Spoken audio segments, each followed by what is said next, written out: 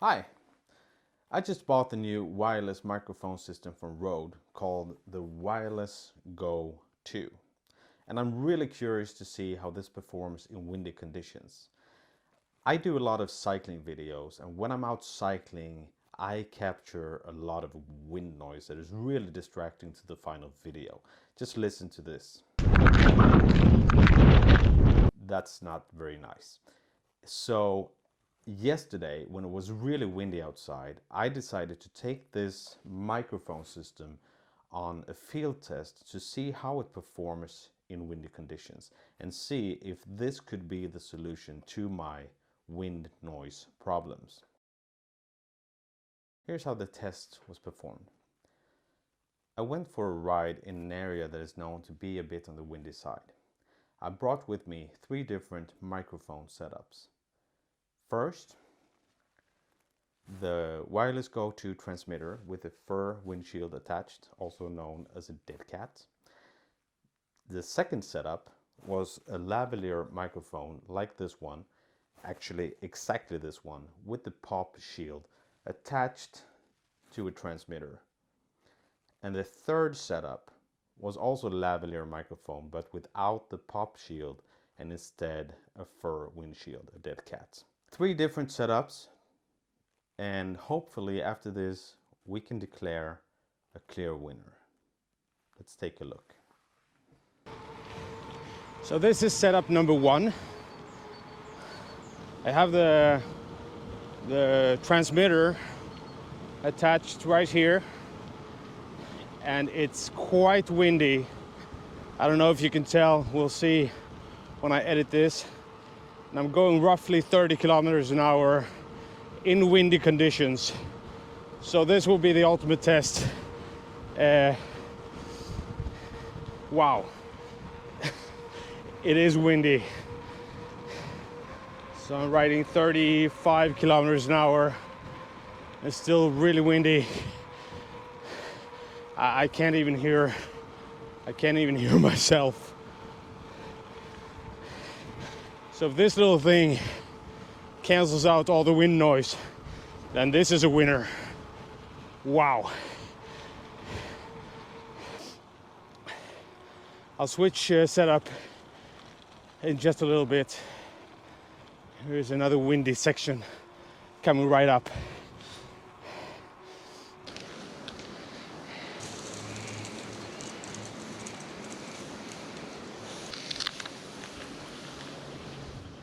I'll just ride for a little bit and let you listen.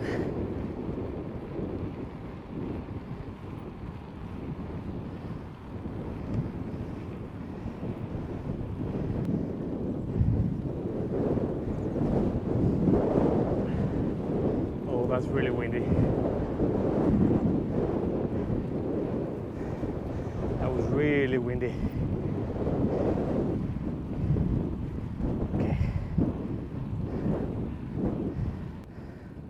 I'll switch over to the next setup now,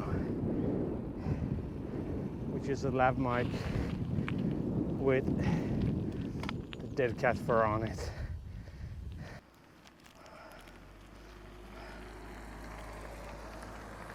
I put the camera in the middle of the road. I think people are just wondering what the hell I'm doing.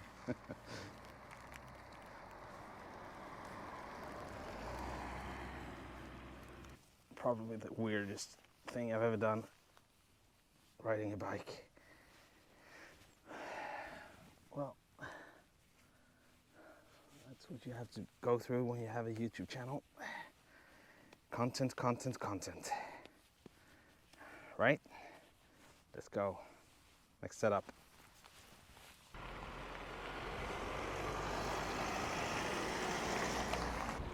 Yeah, it's still windy. So it should be a very fair comparison.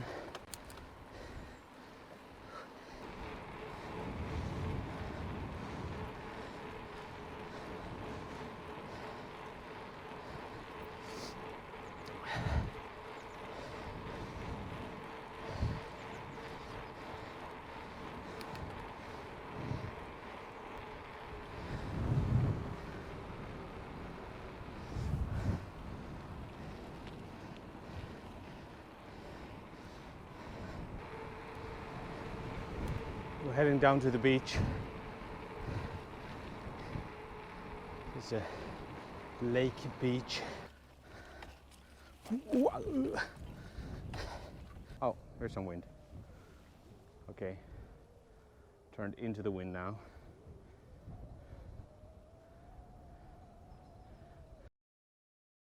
Let's sum it up and look at wind noise cancellation, wearability, flexibility, and cost. The wind noise cancellation in setup 1 was truly superb. I was riding into heavy winds and I could not pick up any wind noise at all. And that's really impressive considering that at times I even had a hard time hearing my own voice. And this wind was so strong that it even at one point almost kicked me off my bike, but still the sound was perfect. So that's 5 points.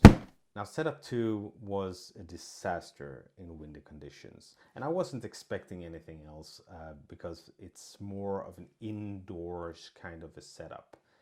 And it works really well in the right setting. As a matter of fact, I'm using that setup right now to record this, and that sounds just fine.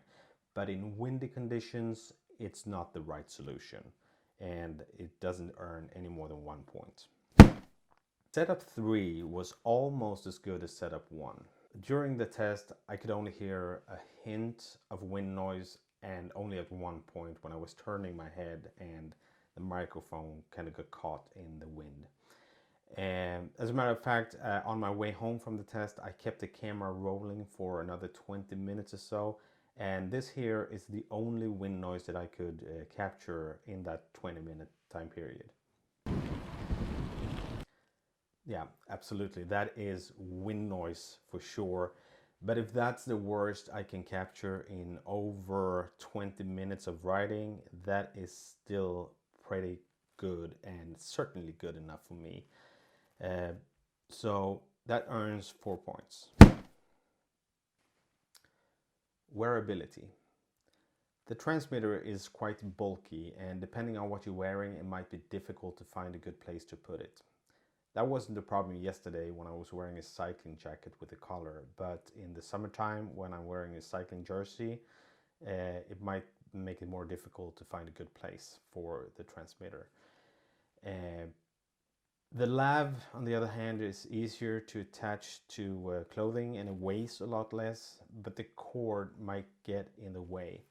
You should of course place the cord under your clothes, but keep in mind that when you start to sweat, the cord will be very uncomfortable against your body.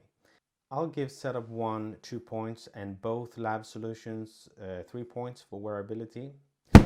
And also I'd like to say if there were a lab-sized transmitter, that would certainly earn 5 points. Flexibility. So with flexibility, I basically mean what can I do with the units when I'm not out on windy bike rides. So with the Wireless Go system, there is a cool accessory called the Interview Go. And what it is an adapter, a stick basically, to which you can attach the transmitter like this. And then you put the pop shield over and you have an interview microphone. Isn't that cool? And it doesn't cost very much. It's only a stick and a pop shield. So the price is really reasonable. And if you have a need or a desire to use something like this, this is really cool. Get it. Of course, with a lav mic, there are so many ways that you can use it. Like I said, I'm using it to record this, and you don't even have to connect it to a Wireless Go system. You can connect it to most recording devices that have a 3.5mm TRS input. Of course, the small size of the microphone makes it really perfect when you're out on the go and need to wear a microphone that is a lot more discreet than a normal microphone. It looks really good, and I think it adds a professional look to your videos. So I can already see many different uses for these microphones when I'm not on windy bike rides, and I'm sure that I will come up with even more uses as time goes by. So in terms of flexibility, I will award 4 points to each. Cost. The Wireless Go II is a new microphone system and the price is still quite high. The prices vary, of course, also depending on where you live in the world and also depending on when you watch this video. So I won't go into pricing specifics here. Keep in mind that the Lavalier Go is sold separately. So setup 1, that is one item to purchase. Setup 2, you need to buy 2 separate items, and for setup 3 there are 3 items you have to purchase because the fur windshields for the Lav Go are sold separately. So for cost I give setup 1 3 points, and since you have to buy separate items for setups 2 and 3, even though the Lav Go is professional grade microphone, I can't score them as high as setup 1, so I will give them 2.5 points. So in terms of points, setup 1 is a winner by a slim margin. But I really like to wear a lav mic, and I'm pretty sure that I will end up using both setups 1 and 3 depending on the situation. I can certainly recommend though the Røde Wireless Go II microphone system and also the Lavalier Go if you are interested in capturing good audio on the go. I hope that you have found this video useful, and until next time, stay safe and thanks for watching.